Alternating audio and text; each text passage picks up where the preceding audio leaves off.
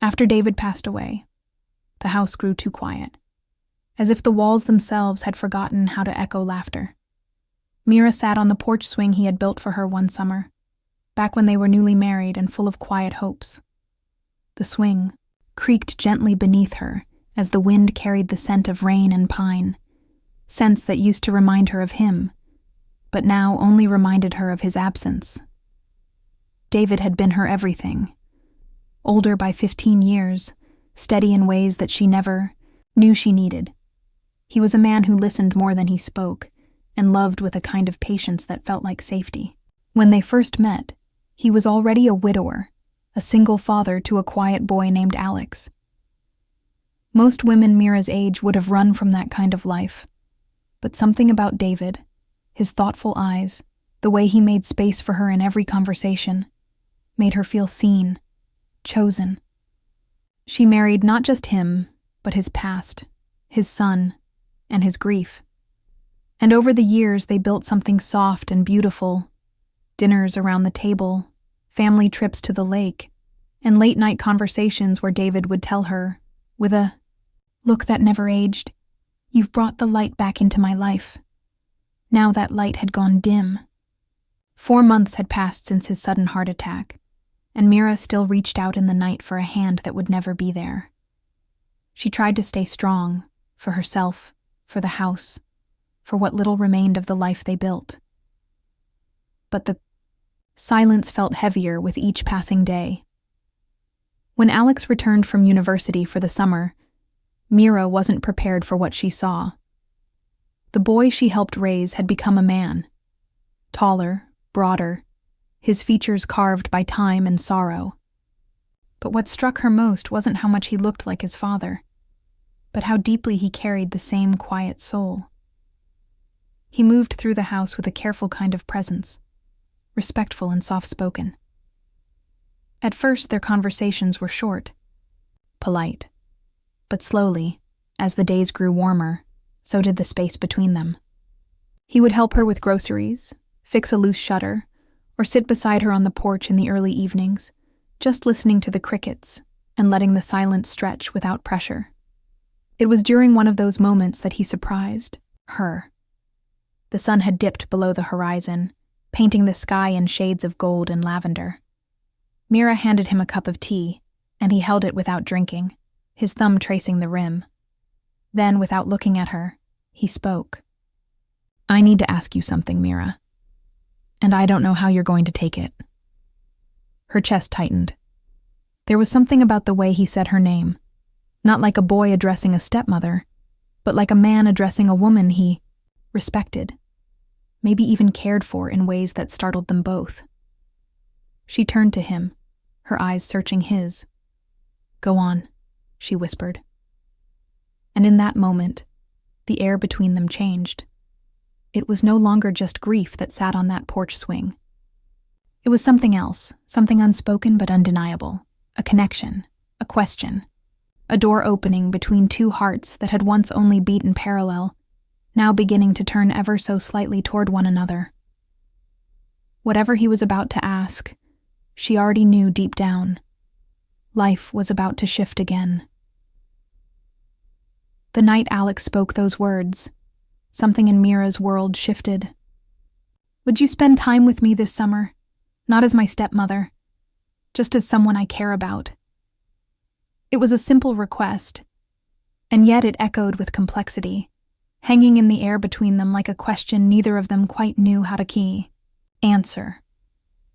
Mira's heart fluttered, not with fear, but with something softer, confusion, warmth, and perhaps a trace of longing she hadn't let herself feel in months. She looked at Alex, really looked at him. He was no longer the shy teenager who avoided eye contact at dinner tables. He had grown into a man, one shaped by sorrow, softened by experience, and carrying a gentleness in his eyes that both reminded her of David and yet felt uniquely his own. The way he stood there, vulnerable and respectful, waiting for her response, made her heart ache. Mira turned toward the window, the cool breeze brushing her face. And for a moment, she said nothing. What could she say? That she had also been waiting for something, anything, to make her feel less alone. That his presence filled the empty corners of her heart that even memories of David could no longer reach. Finally, her voice broke through the silence. "I don't understand what you mean," she said, though part of her did. She understood all too well. Alex stepped closer, but not too close.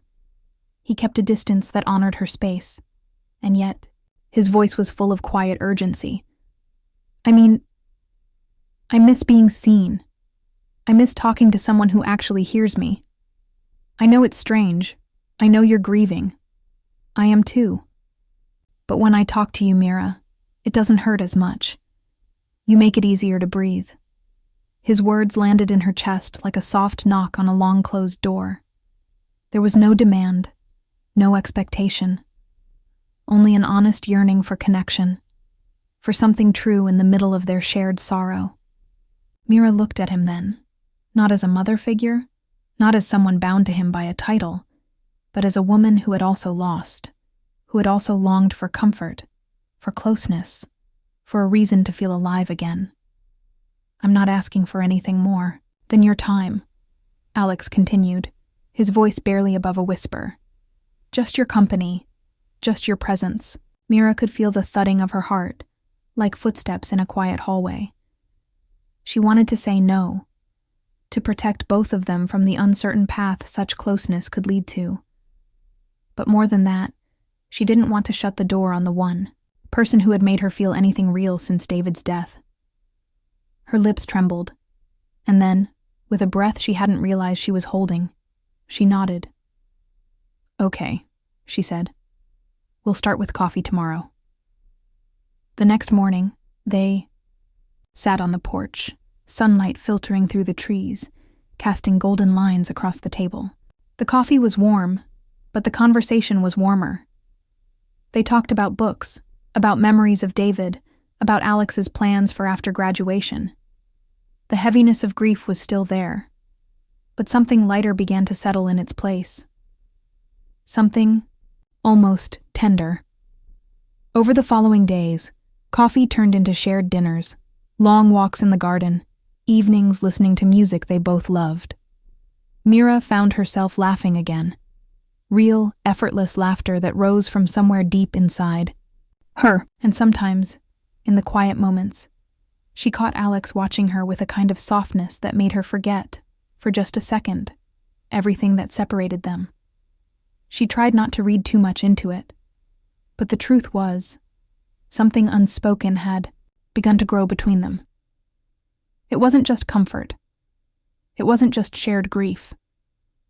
It was something delicate and dangerous and beautiful, something they didn't have a name for yet, but neither of them wanted to let go. And Mira knew, in her heart, that this summer would change everything.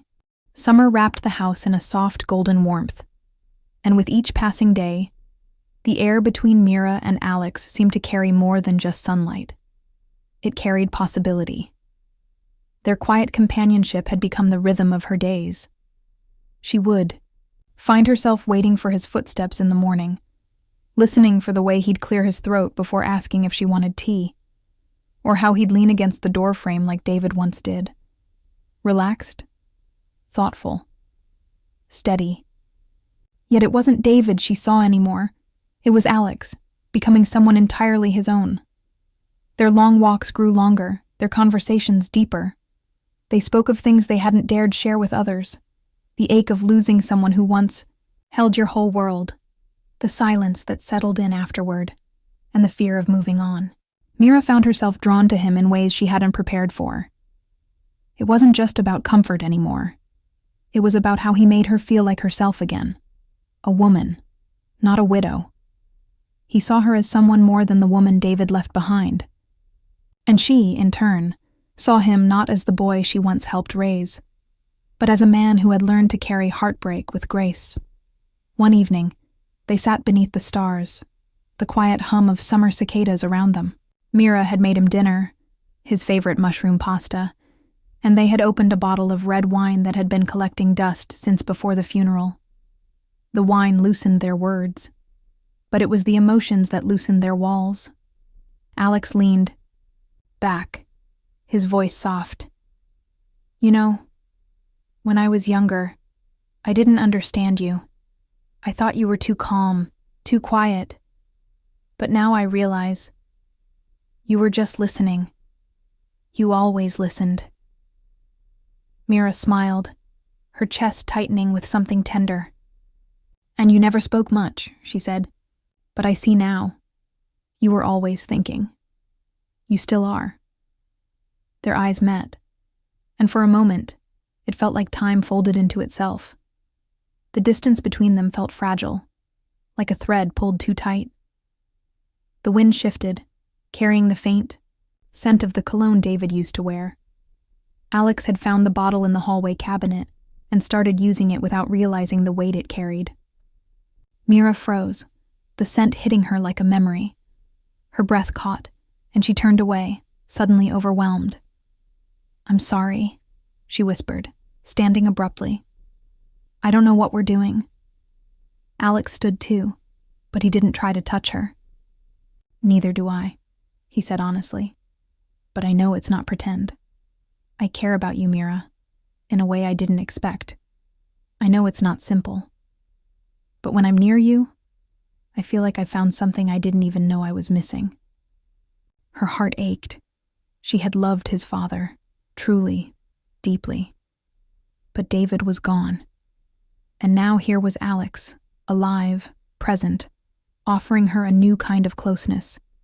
Something once unimaginable, yet undeniably real.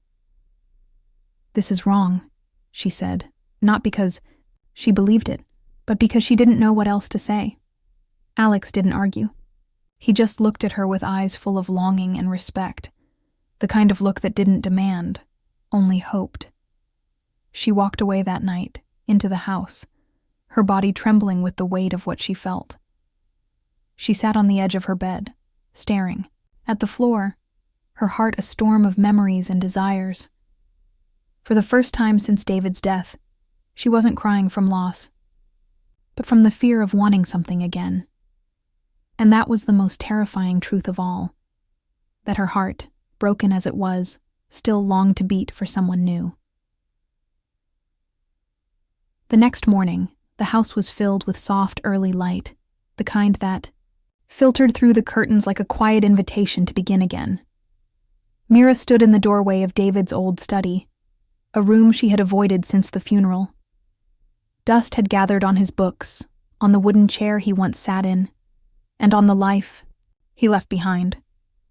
Her fingers hovered over the drawer of his desk before she slowly pulled it open. Inside were pieces of their life.